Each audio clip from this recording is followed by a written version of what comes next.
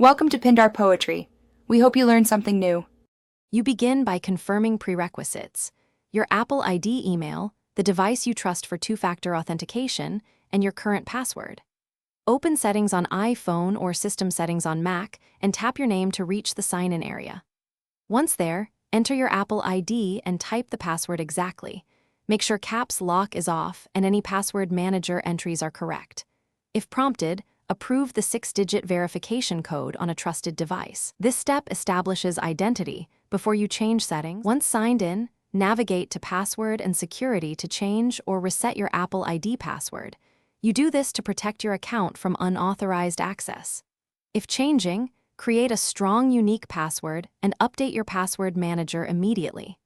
Make sure two-factor authentication is enabled and that trusted phone numbers and recovery contacts are current, because they let you regain access. After a password change, you must reauthorize apps and devices that use iCloud, Mail, or the App Store so they can reconnect securely. To complete the process, sign out and then sign back in on each device to ensure credentials sync and services reconnect. If you are locked out, start account recovery or use reset password at Apple. Calm and follow recovery steps. This can take time, so plan accordingly. Once restored, test iCloud Drive, Photos, and App Store purchases to confirm access. If a device still shows errors, revoke its access from your Apple ID and sign in again. That resolves most stubborn authentication issues. Thanks for watching. Consider subscribing if we helped you.